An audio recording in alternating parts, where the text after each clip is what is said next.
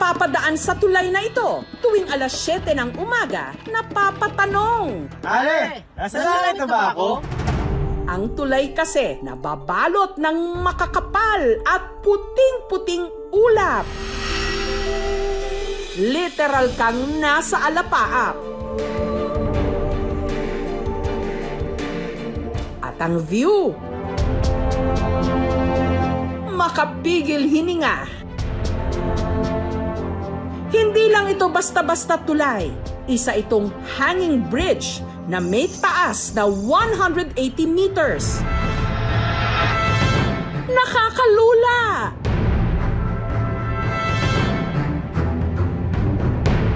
Lalo pat ito ang itinuturing ngayong tallest hanging bridge sa buong Pilipinas, ang Nabengan Bridge sa bayan ng Sadanga sa Mountain Province. Pero gagantimpalaan naman daw ang mga maglalakas loob na ito'y tawirin dahil sa kabilang bahagi ng tulay may sorpresa. Ano itong naghihintay na $1 million view? Wow!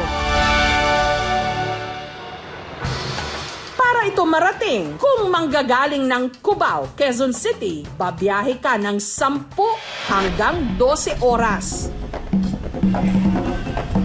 Mula Barangay Poblasyon, ang jump-off point ang kubong ito, kung saan magbabayad ng 50 pesos na ecological fee.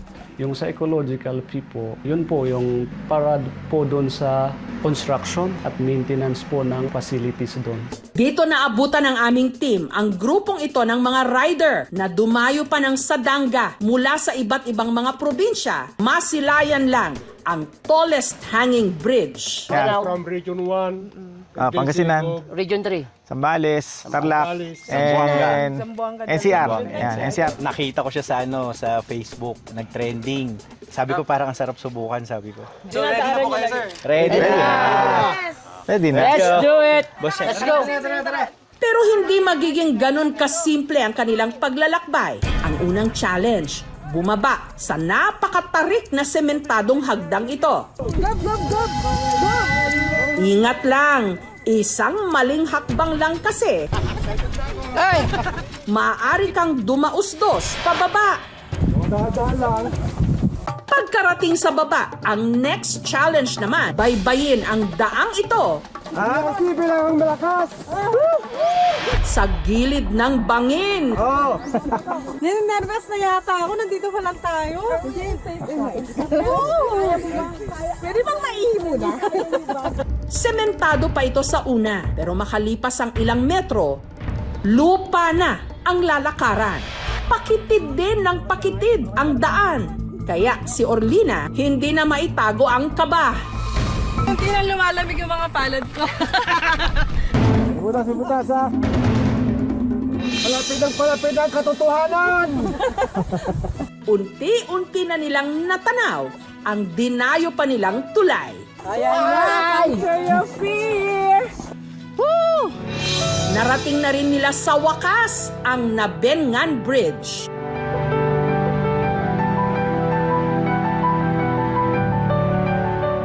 Nabengan Bridge may habang 320 meters.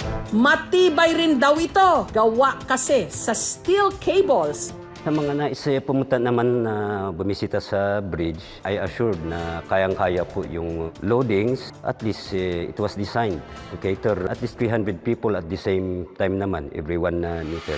Para matawid ang magkabilang dulo nito, aabutin ka ng 10 minuto. Bago tumawid, picture-picture muna for the gram! Welcome to the Nabengan Bridge! Sa umpisa, parang enjoy pa sila. Deadma sa taas na abot sa 180 meters o katumbas ng 50 to 60 stories na gusali. I conquered Nabengan Bridge! Grabe ang lalim! Pero nang biglang umihip ang malakas na hangin, nagsimula ng gumapang sa kanila ang kaba. Lalo na noong gumigewang-gewang na ang tulay.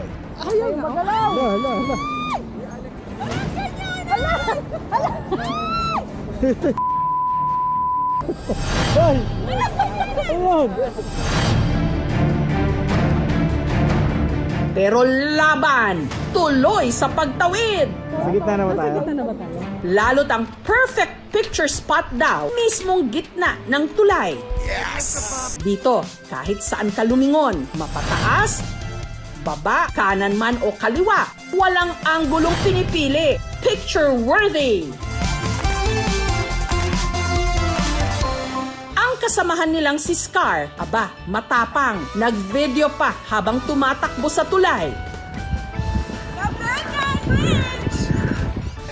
Masaya. Alam mo yung new experience ng ibang bridge at saka sa ibang lugar. Ngunit ito ang talagang pamatay. Pagkarating nila sa kabilang dulo ng Nabengan Bridge, may naghihintay na isa pang magandang tanawin. Ay, wow! Ang hagdang-hagdang palayan o rice terraces ng Barangay Poblasyon na talaga namang nakamamangha. Taong 2022 nang buksan sa publiko ang Nabengan Bridge. The Nabingan Bridge was initially started sometime on 2015. Natapos yung Nabingan Bridge noong March 2022. Sa mga nais pong pumunta sa Nabengan Bridge, welcome po kayo. Since hindi pa siya official na open for tourists, expect nyo na kulang po yung ating mga pasilidad doon. Ang Sadanga community ay hindi pa socially prepared for tourism because of cultural and environmental concerns. Nasa plano na ng LGU yan na ayusin yung ibang mga facilities.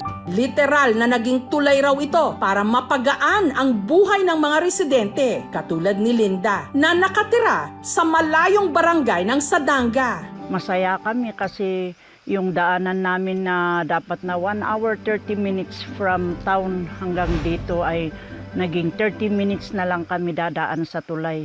Tinawag din itong Peace Bridge. Ang hanging bridge kasi, resulta raw ng mga isinagawang peace negotiation. Sumasagisag ito sa makasaysayang pag-aalsa ng mga katutubo, particularly ang mga igurot, laban sa mapanirang proyekto ng pamahalaan noong dekada 70 at 80. Ang Nabengan Bridge, hindi lang naging tulay para sa kabuhayan at transportasyon ng mga taga rito. Naging daan din ito para mas sumigla ang kanilang turismo. Grabe ang lalim! Kaya ganon na lang ang pasasalamat nila. Abot hanggang langit!